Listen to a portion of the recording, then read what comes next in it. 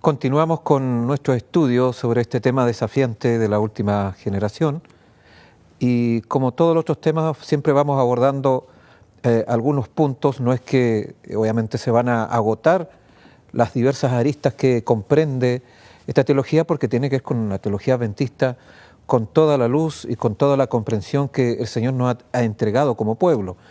Así que siempre es un desafío poder ir abordando cada uno de estos aspectos dentro de estos grandes aspectos. De hecho, hemos estado refiriéndonos al tema de la perfección de una otra forma, viendo cada uno de sus lados, y en esta ocasión vamos a hacer una relación justamente de cómo la diferencia entre los impulsos pecaminosos, resistidos y exhibidos, tienen implicancias, ¿no? Tienen serias consecuencias con respecto a la comprensión y a la realidad justamente de la perfección. Para comenzar, voy a partir con algunas citas de la misma Escritura y también del espíritu de profecía. Si alguno no ofende en palabra, este es varón perfecto, capaz también de refrenar todo el cuerpo. Santiago capítulo 3, versículo 2. Interesante cómo la palabra, ¿no? Cómo el lenguaje, cómo nuestras palabras están en estrecha relación justamente con lo que tiene que ver con la perfección. Y obviamente las palabras enuncian justamente nuestro estado y nuestra situación con el Señor y en qué condiciones estamos, y en condiciones, digamos, de transgresión o no. Y es un aspecto interesante.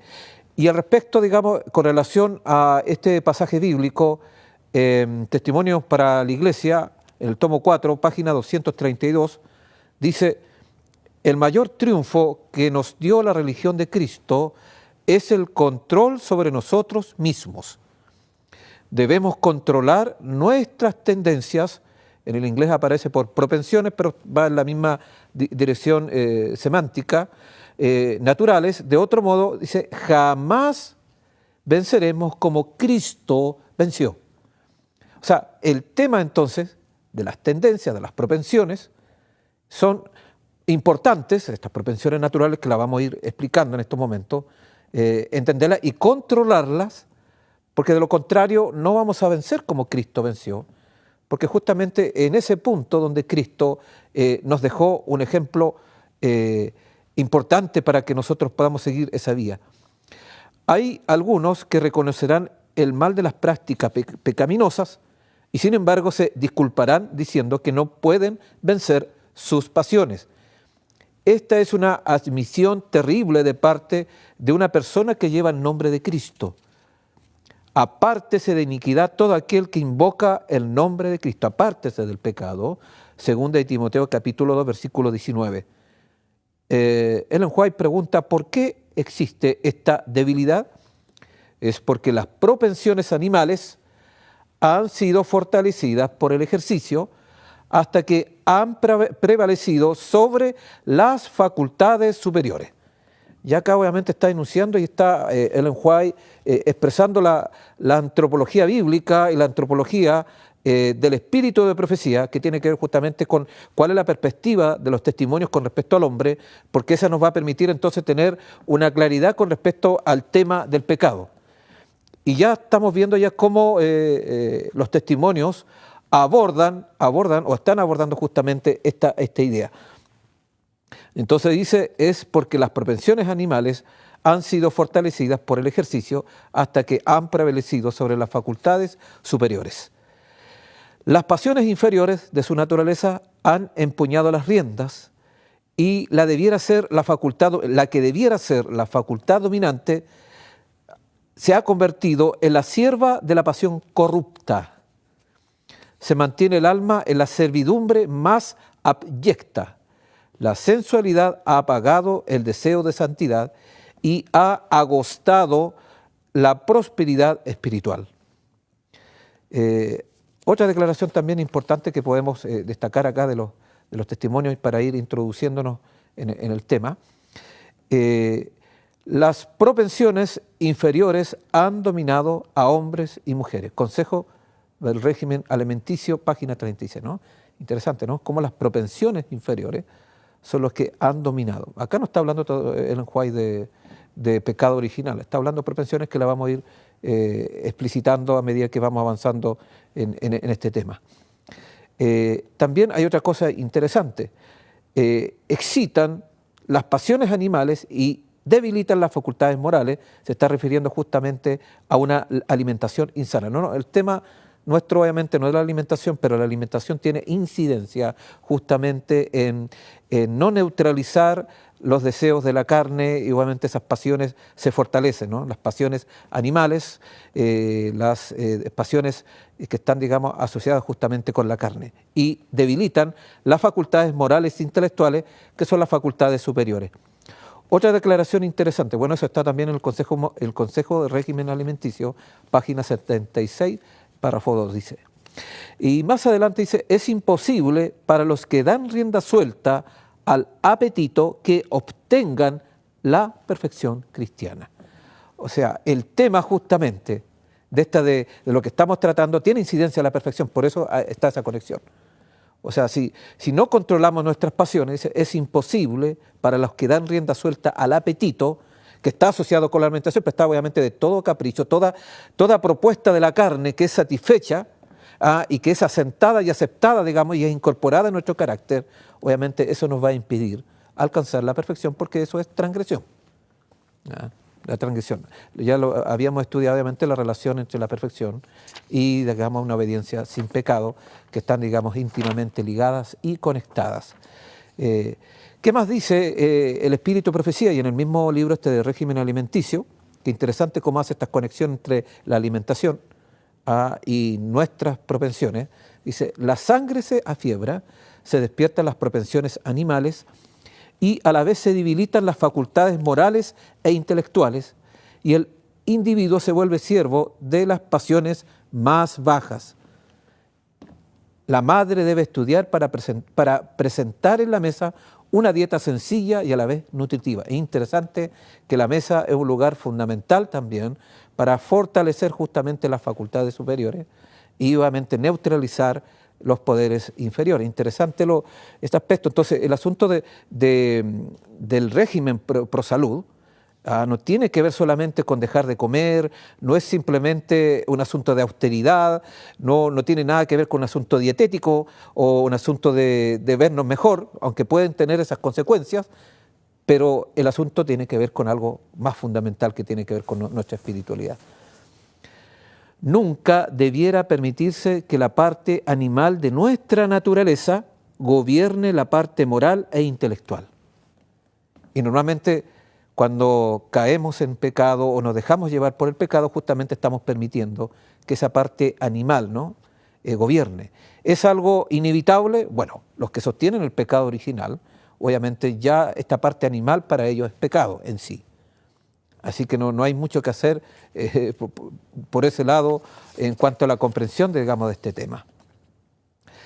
Hay declaraciones interesantes también que uno puede ver, ¿no? Para resolver justamente este conflicto de declaraciones, necesitamos mirar más de cerca la enseñanza de las Escrituras y Ellen White con respecto a la estructura de la naturaleza humana o la antropología.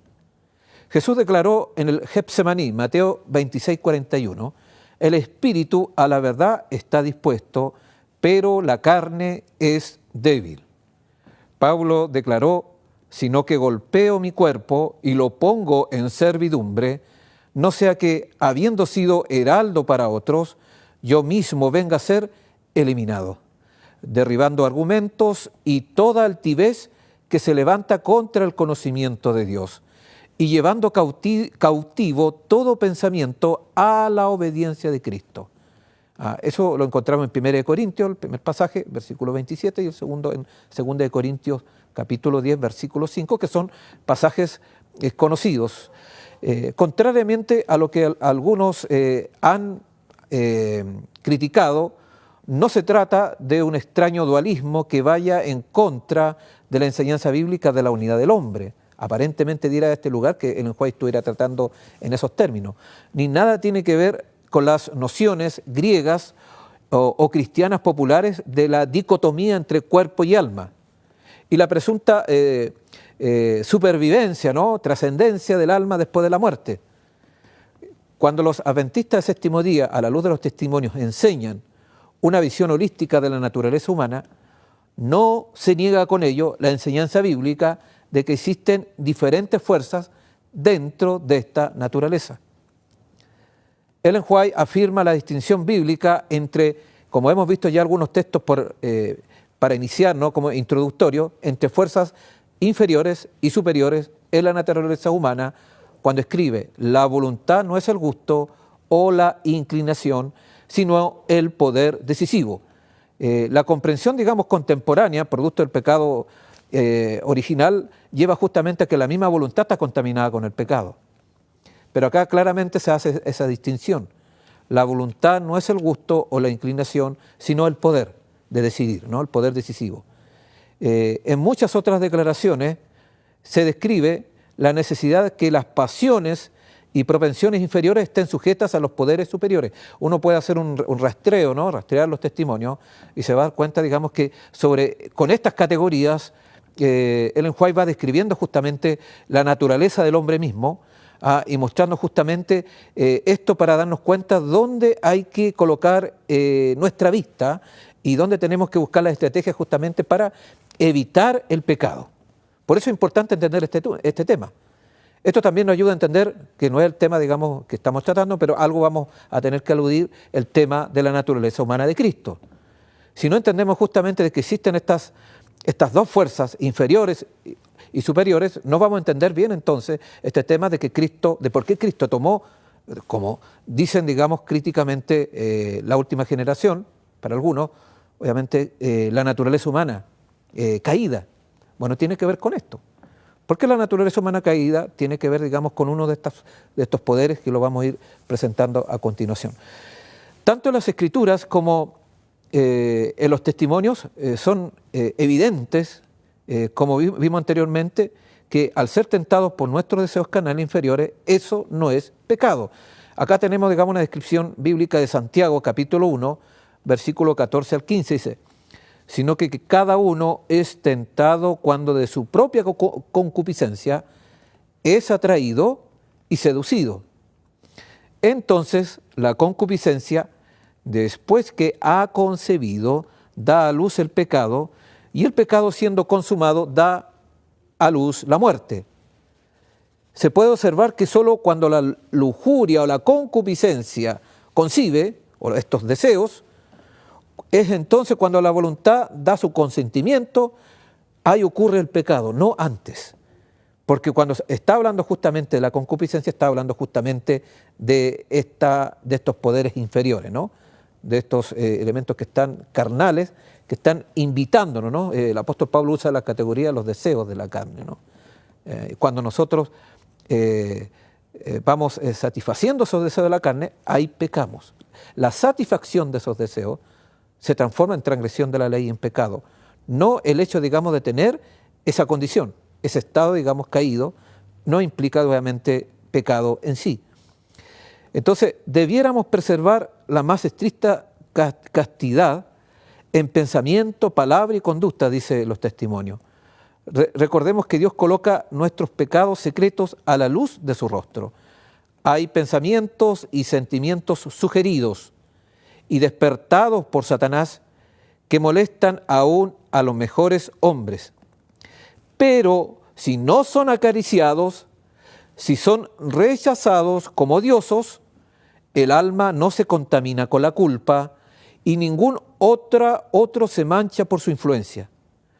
Ojalá que cada uno de nosotros fuera un sabor de vida para el que nos rodea. Entonces, acá claramente está estableciendo que esos pensamientos, esos sentimientos, la concupiscencia, ¿no?, esas facultades inferiores que nos están invitando, nos están colocando una propuesta para transgredir la ley de Dios, dice, si son acariciados, obviamente es pecado, pero si no son acariciados, si son rechazados, y se odia eso, porque este es un proceso, o sea, el proceso de la santificación, la perfección, todo eso está asociado con odiar el pecado. Y Cristo, ya lo habíamos presentado anteriormente, es el máximo exponente en esta tierra sobre lo que significa justamente odiar el pecado.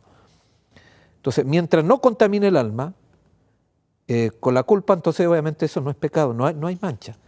Entonces, por eso también se dice que la tentación tampoco es pecado. y las instigaciones, estos deseos. Cuando estos deseos son incorporados, se hacen parte de mi carácter, entonces ahí entramos con estos problemas.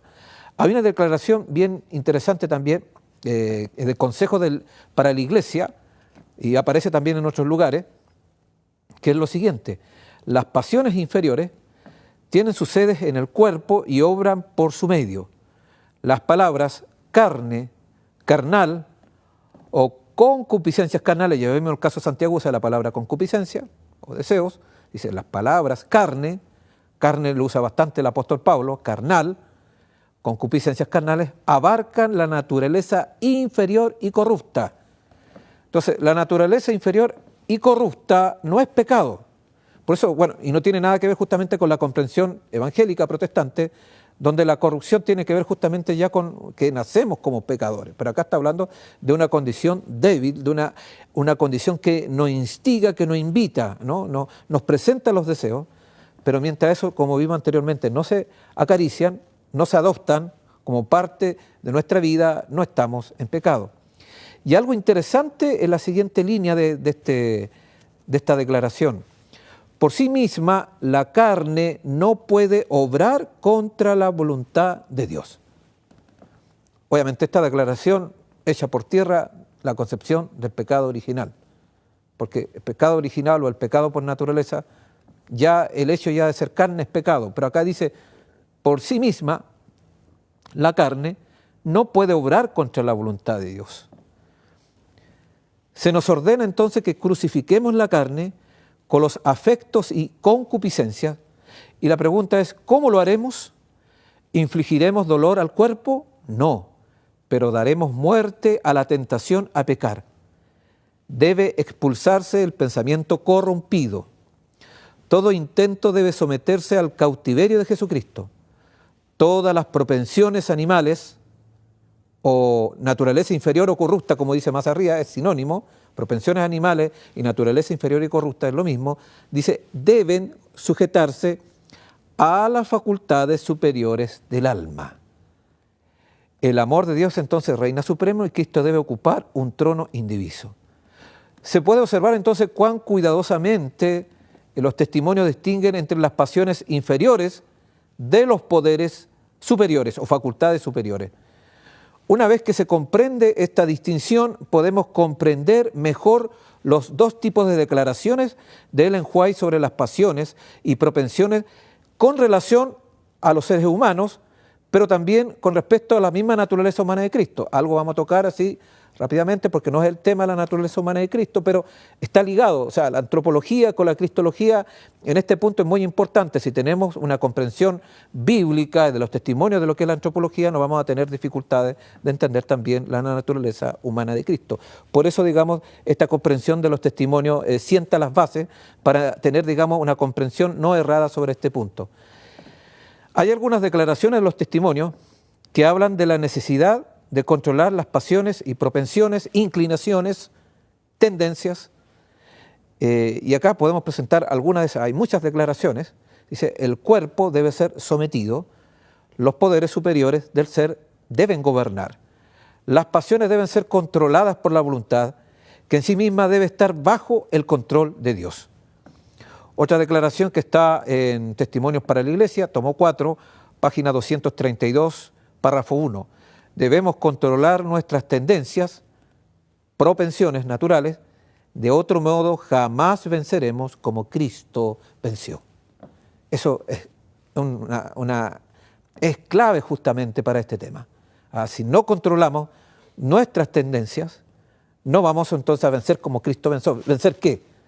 ¿Vencer los problemas? No, vencer el pecado. Y eso tiene que ver justamente con la perfección. En otra declaración escrita para alguien que necesita un mayor autocontrol, los testimonios establecen una conexión aún más estrecha entre la necesidad de negar las inclinaciones pecaminosas y el ejemplo dado por Cristo encarnado. Dios indicó que podría ser educado para desempeñar un papel en su causa, pero era necesario que su mente fuera entrenada y disciplinada para trabajar en armonía con el plan de Dios. Si así lo desease, podría obtener la experiencia necesaria. ante usted se presentó el privilegio de negar sus inclinaciones, siguiendo el ejemplo que el Salvador le dio en su vida. Sin embargo, no se ha mostrado dispuesto a aprender todo cuanto pudiera y fuera importante para convertirse en un correcto obrero por la causa de Dios. Había algunas cosas pendientes de reforma en usted antes que el Señor pudiera usarlo como un instrumento efectivo. Entonces, la importancia justamente de no prestar atención a nuestras inclinaciones nos hace inoperantes en el servicio del Señor. Y acá el juez estaba preocupado justamente de este caso y tiene que justamente por no negar justamente, por no permitir que se expresen esas inclinaciones, esas tendencias, esas propensiones. Es todo un desafío, pero ahí está la clave justamente, y por eso el enjuez no tiene problema en decir que podemos dejar de pecar porque están las condiciones. Ella clarifica dónde está el centro y ahí tenemos el poder del cielo, tenemos el poder del Espíritu Santo para que eso ocurra, de controlar justamente esos impulsos, resistir y no exhibirlo. Ese es siempre el dilema diario en nuestra lucha espiritual, resistir esos impulsos o exhibirlos o manifestarlos. Bueno, ahí está justamente el punto central que nos permite justamente avanzar en el plan que el Señor nos tiene preparado para cada uno de nosotros. Entonces, uno puede ver acá que si vemos, digamos, otros textos en esta dirección, uno puede ir viendo cómo, digamos, estas declaraciones hablan de la necesidad de los cristianos que luchan y no controlan o no quieren negar aquellas inclinaciones, pasiones y propensiones malignas y que es necesario que sean expulsadas. Otra declaración: el único poder que puede crear o perpetuar la verdadera paz es la gracia de Cristo. Cuando esto se implanta en el corazón, se echará fuera las malas pasiones, los poderes inferiores, que causan contiendas y disensiones. En el libro de Evangelismo, página 255, 4, dice: las inclinaciones humanas y los deseos no santificados deben ser suprimidos de la vida como estorbos para el crecimiento cristiano. Que lo que dice acá, deben ser suprimidos. Interesante, ¿no? De la vida. Todas aquellas inclinaciones, aquellos deseos que no son santificados, porque hay buenos y malos deseos. Buenas inclinaciones, malas inclinaciones. Por naturaleza, digamos, nuestra naturaleza caída nos invita a lo contrario. Siempre hay malas inclinaciones, pero eso se pueden santificar y deben ser suprimidos para que no sea un estorbo para nuestro crecimiento. Pero aunque sus propensiones malignas puedan parecerles tan preciosas como la mano derecha o el ojo derecho, deben estar separados del obrero, o no podrán ser aceptables ante Dios. Deben descartarse las propensiones absurdas y amantes de la diversión, por considerarlas fuera del lugar en la vida y experiencia de aquellos que viven por la fe en el Hijo de Dios, comen su carne y beben su sangre. Otra declaración más que nos encontramos en Dios nos cuida, página 361, dice: no tenemos motivo para conservar nuestras tendencias pecaminosas. A medida que nos hagamos partícipes de la naturaleza divina, se irán eliminando del carácter las tendencias al mal hereditarias y cultivadas, y nos iremos transformando en un poder viviente para el bien. Entonces, la neutralización no es que vaya a desaparecer, lo vemos posteriormente. Nuestra naturaleza caída nos va a acompañar hasta cuando Cristo venga. Pero sí podemos neutralizar justamente aquellas tendencias al mal, hereditarias y cultivadas, para que no se vayan expresando en nuestro diario vivir, para que no se exhiban y vayan siendo retenidas, ¿no? Vayan siendo neutralizadas diariamente. Y esa es la labor. Porque obviamente siempre va a estar esa lucha de exhibir. Los deseos de la carne siempre nos van a estar llamando justamente al pecado. Pero no tenemos por qué obviamente decir sí. Tenemos la voluntad. La voluntad puede decir no en Cristo Jesús. Y mientras más digamos no al pecado, mientras más odiemos al pecado, más se va fortaleciendo nuestra voluntad y nuestras facultades, digamos, nuestros poderes inferiores se van sometiendo. Es un proceso, no es de la noche a la mañana. Es un proceso, pero decisiones equivocadas nos van a llevar a debilitar nuestra condición, a nuestras inclinaciones. Veamos otra declaración. Entonces, ¿de dónde proviene? Uno podría decir, ¿no? ¿De dónde provienen estas malas pasiones? ¿Dónde están las propensiones pecaminosas? a no ser retenidas. Los testimonios en realidad dan respuestas claras, ya lo hemos visto, ¿no? Uno podría decir, pero ¿cómo? ¿Dónde provienen? Claramente son las inclinaciones, tendencias, propensiones, bueno, el lenguaje es amplio, ¿no? No santificadas, son los deseos de la carne, al mal como que estuvieran fuera de lugar en la vida, y en la experiencia de los fieles, que al participar de la naturaleza divina, las tendencias hereditarias y cultivadas al mal se apartan del carácter. O sea, hay que sacarlas del carácter. Las pasiones obviamente quieren colocar lugar, quieren gobernar nuestro carácter, pero nosotros tenemos que decirle un paralelo, tenemos la voluntad, podemos decir que no. El carácter entonces es la naturaleza superior donde se toman las decisiones. Y no estamos obligados, por lo tanto, de acuerdo a todo este esquema, a pecar. Por eso aquellos que dicen que el pecado es inevitable, obviamente es producto justamente porque no tienen claro la antropología bíblica, no tienen claro la antropología de los testimonios. Ese es el tema, que es distinta a la antropología protestante, o en la antropología cristiana, que está con una carga griega detrás, ¿no? con ideas ajenas a la comprensión de las Santas Escrituras. Otra cita mejor que nos vaya iluminando. Podemos observar que Ellen White nos dice que estas tendencias serán eliminadas de la naturaleza carnal, más baja, ¿no? De las propensiones animales, para que no sintamos mala necesidad de pecar. Eso nos dice Ellen White. Eso, si es así, y lo vamos a ver posteriormente con otras declaraciones, eso es carne santa.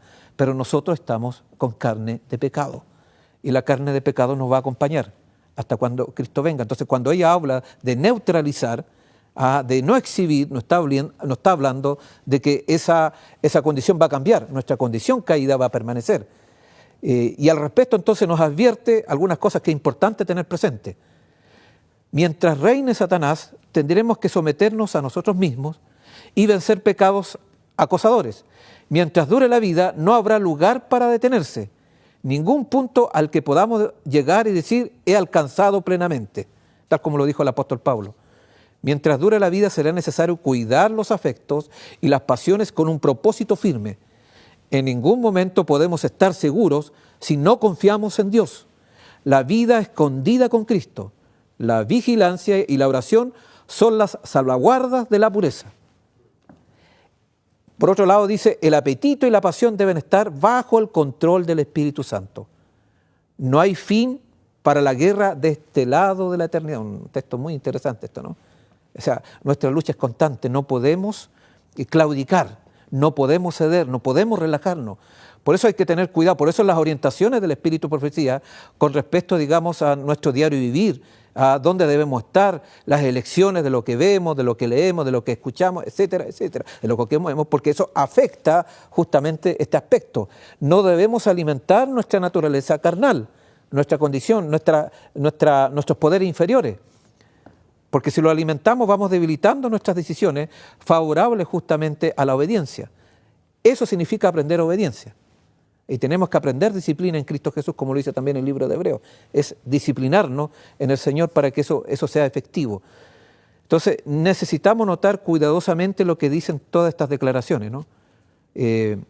Obviamente no están diciendo que la victoria completa sobre el pecado sea algo inalcanzable. Algunos lo pueden decir, no se puede. Ya lo hemos estado viendo en varias declaraciones de los oponentes a la teología de la última generación. Lo que está, digamos, sencillamente declarando es que este conflicto, esta guerra con la carne, va a continuar hasta cuando Cristo venga.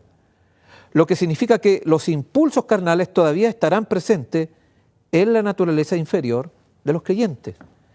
La guerra continúa no significa necesariamente una derrota, porque muchos entienden, como estamos en guerra vamos a estar pecando siempre. No, la guerra y el conflicto no es sinónimo de derrota, el conflicto no es sinónimo de pecado.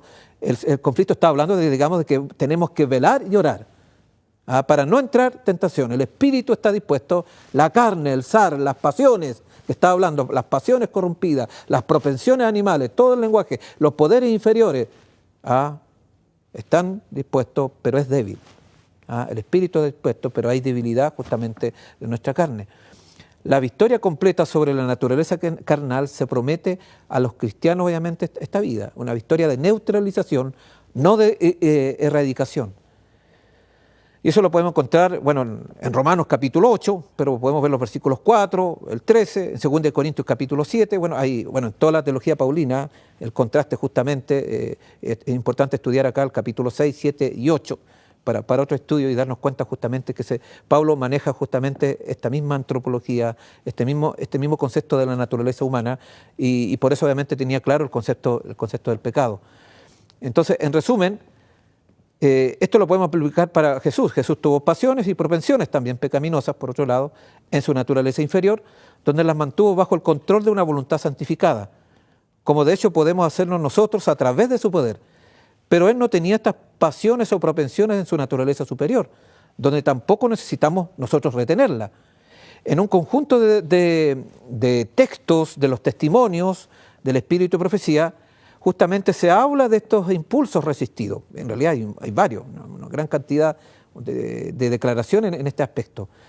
En el otro conjunto, ella también habla de aquellos impulsos exhibidos, o sea, ahí está la mecánica, ¿no? La mecánica del pecado, y la mecánica de vencer el pecado obviamente tiene que ver justamente con este conflicto entre estos dos poderes, los poderes inferiores y superiores. Y ahí está justamente el conflicto radicado en el hombre mismo, ¿no?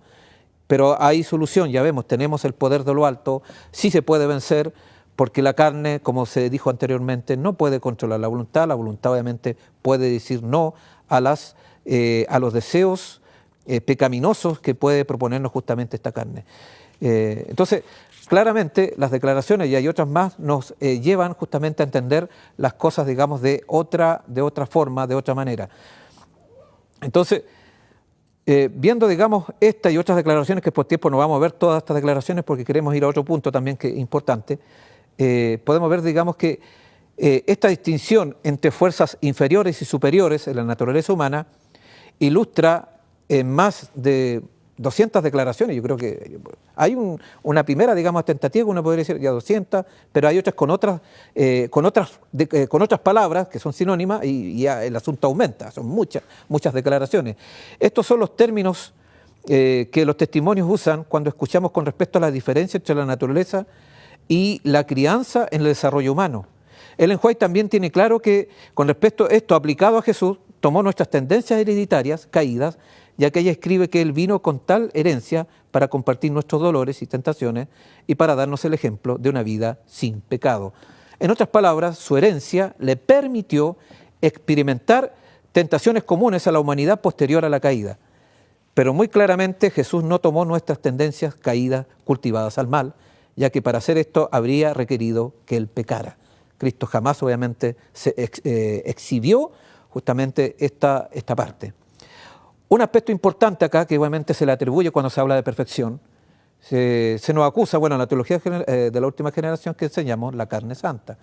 Y esto tiene que ver justamente con lo que estamos presentando de estos dos componentes. ¿Qué es lo que es la carne santa y su relación justamente con la comprensión de la perfección? Y al respecto, Ellen White, como siempre, tiene mucho que decir y nos clarifica, digamos, estos conceptos. Veamos algunas declaraciones interesantes sobre este punto. Es errónea la enseñanza dada concerniente a lo que se llama la carne santificada. Todos pueden obtener ahora corazones santificados, pero es incorrecto pretender que en esta vida se puede tener carne santificada. El apóstol Pablo declara: yo sé que en mí, esto es, en mi carne, no mora el bien. A los que se han esforzado tanto por alcanzar la fe, la así llamada carne santificada quiere decirle: no podéis obtenerla. ¿Qué dice el Espíritu de Profecía? No podemos obtener la carne santificada. Ninguno de vosotros posee ahora carne santificada. Ningún ser humano en la tierra tiene carne santificada. Note el énfasis: no podéis. Ninguno de vosotros posee ahora esta carne santificada. Ningún ser humano, sigue enfatizando, en la tierra tiene carne santificada. ¿Y qué es lo que dice? Más categórico aún, remata: es una imposibilidad. La teología de la última generación enseña la carne santificada, no enseña la carne santificada. Luego entonces no enseña el perfeccionismo. El perfeccionismo es un concepto, es una desviación obviamente que está íntimamente relacionada con esta idea de la carne santificada. Si lo que hablan con tanta facilidad acerca de la perfección de la carne, dice ella, esto está en Mensaje Celeste, ¿eh? Mensaje Celeste, tomo 2, la página 36. Dice, si los que hablan con tanta facilidad acerca de la perfección en la carne pudiesen ver las cosas en su verdadera luz, rechazarían horrorizados sus ideas presuntuosas. Al exponer la falsedad de sus suposiciones concernientes a la carne santificada, el Señor procura impedir que los hombres y las mujeres atribuyan a sus palabras una significación que conduce a la contaminación del cuerpo, el alma y el espíritu. Permitid que esta doctrina avance un poco más y llevará a la pretensión de que sus defensores no pueden pecar.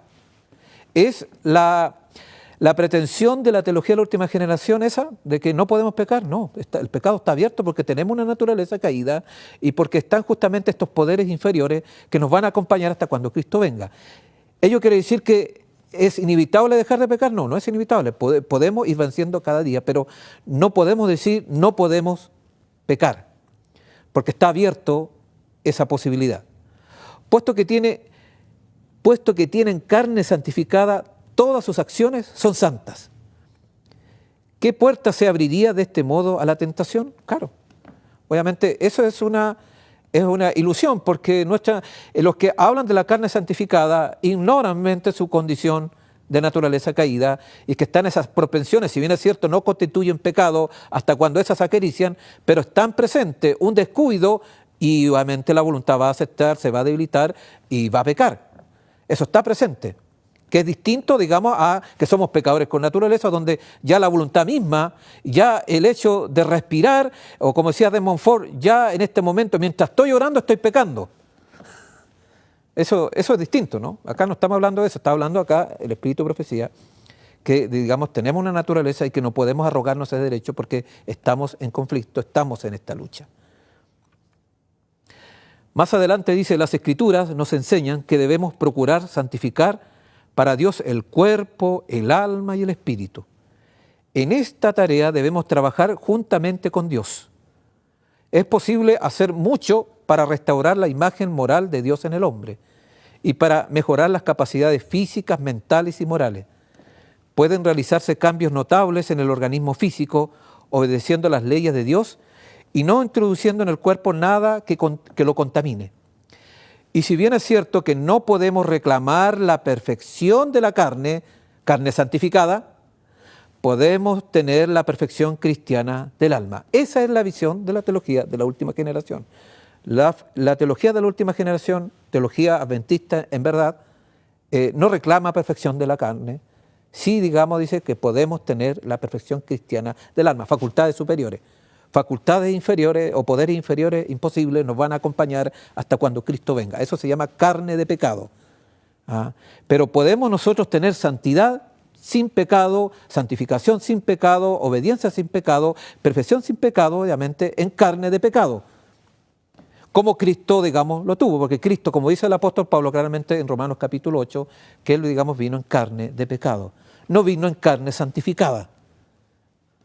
Porque si hubiese venido en carne santificada, obviamente no hubiese podido establecer justamente esa restauración, porque no vino a restaurar a un Adán poscaído, no vino a restaurar a un Adán que no necesitaba restauración, que ese sería el Adán de carne santificada, porque Adán conoció la carne santificada. Esa es la era precaída, ¿no? O prelapsaria, como se llama teológicamente. Es distinto, ¿no? En ese sentido. Entonces, nuestra era, y la era que más que se conoce, lo único que no conocieron de los seres humanos la era de no carne de pecado, sino la carne santificada, fueron Adán y Eva, pero duró muy poco. Lo demás, digamos, toda la humanidad ha girado en torno a la carne de pecado. Y el mensaje cristiano de la perfección, el mensaje de obediencia sin pecado o no transgresión de la ley, es un mensaje en el contexto de la carne de pecado. No estamos hablando acá de carne santa, o sea, la liberación del pecado, la eliminación del pecado de nuestros corazones, de llevar una vida sin pecado, es en carne de pecado, que es distinto. Otra declaración más dice, mediante la fe en su sangre, todos pueden encontrar la perfección en Cristo Jesús. Gracias a Dios porque no estamos tratando con imposibilidades. Noten que acá usa la palabra imposible. Dice, por otro lado, dice que es imposible tener carne santificada. Pero por otro lado dice de que todos pueden encontrar la perfección de Cristo. Estamos hablando en el mismo mensaje Selesto que estábamos hablando anteriormente. Mensaje Selesto, tomo 2, página 36, en el párrafo 3, dice. Podemos disfrutar entonces de pedir la santificación y no estamos hablando de imposibilidades. No debemos inquietarnos por lo que Cristo y Dios piensan de nosotros, sino que debe interesarnos lo que Dios piensa de Cristo, nuestro sustituto. Somos aceptos en el amado. Dios muestra a la persona arrepentida y creyente que Cristo acepta la entrega del alma para moldearla según su propia semejanza. Interesante entonces declaraciones con respecto, digamos, a la carne santa que obviamente nos colocan en una dirección totalmente contraria a lo que algunos suponen. Entonces, la teología de la última generación enseña el concepto de la carne santificada, no la enseña. Lo que enseña justamente es perfección en carne de pecado. No es perfección gracias a la carne santificada. Cuando los seres humanos, dice los testimonios, reciban la carne santificada, no permanecerán en la tierra, sino que serán llevados al cielo. Si bien es cierto que el pecado es perdonado en esta vida, sus resultados no son ahora suprimidos por completo. Entonces la carne santificada es algo que tiene que ver con la traslación. Entonces nosotros estamos al medio, ¿no? En la época edénica había carne santificada. Después de la caída estamos con carne de pecado, que no es sinónimo de transgresión. Carne de pecado significa que es una carne que hemos recibido, caída, debilitada, producto del pecado. Pero no constituye pecado en sí, porque obviamente nuestra carne no peca, porque el pecado, ya lo hemos visto, es transgresión de la ley, no es una condición por natura o por naturaleza, no, bajo ningún punto de vista, ya lo hemos visto en las evidencias de los testimonios y de la Escritura, no usan ese lenguaje, es un constructo netamente teológico que viene de una larga data de apostasía del cristianismo. Estamos hablando de la época de la oscuridad del cristianismo y que lamentablemente lo adoptó el protestantismo y lamentablemente, para rematar, también esa idea ha sido cobijada ya desde un tiempo dentro de nuestras filas. Y en esta preocupación justamente es donde esta idea de la carne santificada se manifestó justamente en un contexto muy particular, en 1901, donde dice el espíritu de profecía: el Señor me ha indicado que este movimiento de Indiana es del mismo carácter que han tenido los movimientos de los años pasados. Esta tendencia de la carne santificada no es nueva, hubo otros antecedentes. Y después de este movimiento tenemos, digamos, un caso bien emblemático dentro de nuestra iglesia, que sí podríamos decir que ha sido, digamos, el gran pensador, el gran teólogo del perfeccionismo, que no tiene nada que ver con la última generación, a pesar de que tomó algunas ideas, pero ese personaje, a lo mejor ustedes lo han escuchado, tiene que ver justamente con Brismet, un personaje obviamente que muchos creen que pertenecen a la teología de la última generación, pero si vemos su contexto, algo vamos a ver ahora, vamos a ver que no tiene nada que ver justamente con lo que es teología de la última generación, sino que sus ideas obviamente constituyen lo que históricamente ha sido uno de los talones que ha tenido la iglesia, que se llama, digamos, la carne santificada. Desafortunadamente, algunos adventistas contemporáneos en el campo teológico conservador buscan revivir una herejía que muchos hoy, y eso es una herejía en realidad, que hoy probablemente no recuerdan: las enseñanzas de Robert Brismet durante la década de 1960, que intentaron obviamente tomar con la doctrina, ¿no?, casarse con la doctrina del pecado original, tal como lo enseñaron muchos de los reformadores protestantes, a la clásica doctrina adventista de una generación final perfeccionada que acelera el regreso de Jesús. La doctrina del pecado original, obviamente ya lo hemos visto, es la creencia de que el pecado de Adán y todos los seres humanos desde entonces, con la excepción de Cristo, han nacido pecadores. Y esa idea la tenía Brismet. Consideremos brevemente algunas cosas de él que nos van a ayudar a entender cómo este concepto de la carne santificada tiene un elemento que a veces hemos olvidado y que confundimos. En 1955 podemos ver la infancia. Brismet había sido educado, asociado, digamos, con el movimiento de la Reforma inicialmente, alemán, aunque los padres se unieron a la iglesia adventista regular cuando Robert tenía 10 años. En su hogar persistió una actitud negativa y sospechosa hacia el liderazgo de la iglesia. Eso siempre estuvo presente, ¿no? Una actitud, digamos, contra la jerarquía adventista y generó graves problemas en ese sentido. Pero no eso es lo que nos interesa acá. El viaje de Brisman, lejos de las enseñanzas adventistas clásicas, comenzó con su abrazo a la doctrina del pecado original, cuyas raíces se remontan a Agustín y los reformadores protestantes magisteriales particularmente. El erudito anglicano Paxton, un aliado teológico y confidente de Brisman durante la década de 1970, afirma tanto el papel fundamental que desempeñó esta doctrina en el pensamiento de Brisman como su origen desde fuera del pensamiento adventista del séptimo día. Al escribir sobre el adventismo anterior de 1950, dice: la doctrina del pecado original ha sido notable por su ausencia. O sea, el pecado original nunca estuvo dentro del adventismo. En consecuencia, Paxton continuó diciendo: Brisman podría encontrar poca ayuda dentro de la teología adventista sobre el tema del pecado original, porque él obviamente tenía esa concepción. Entonces, Brisman, por lo tanto, recurrió a los reformadores en busca de orientación. Como no vio desarrollado ese concepto que le gustaba, que era el pecado original, entonces comenzó a tener contacto con esa idea de los reformadores o esa idea evangélica. Luego declara lo siguiente: la conciencia del pecado original hizo que Brisman rechazara la idea de alcanzar un estado de perfección para estar listo para el juicio. O sea, inicialmente, como tenía la idea del pecado original, la idea de esa perfección no calza, y el juicio tampoco. Y eso le generó problemas a Brisman. Pero, ¿qué sucedió? Y eso es un aspecto importante. Él mismo escribe: Brisman estaba en este momento demasiado inmerso en el concepto de Andréase. Note cómo comienza a unirse el agua con el aceite. Brisman estaba entonces en este momento demasiado inmerso en este concepto de la perfección de Andréase, de la generación final, para negar que aquellos que viven en el tiempo de angustia estarían completamente sin pecado. En propias palabras de Brisman, citada por Paxton, encontramos lo siguiente: sin embargo, al mismo tiempo no pudimos rechazar la idea adventista hereditaria de no tener pecado para vivir sin mediación de Cristo después del cierre del tiempo de gracia.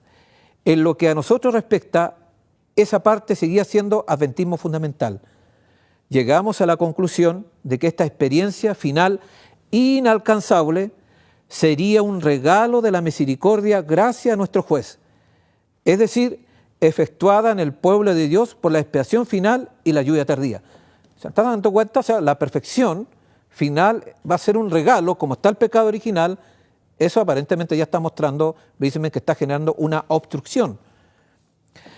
En otro lugar, el mismo autor dice, el mismo teólogo de momento, el viejo énfasis del despertar, la teología de Brisman en la década de 1960, negaba un perfeccionismo aquí y ahora, pero enseñaba que tendría un lugar mediante la experiencia escatológica de expiación final o lluvia tardía.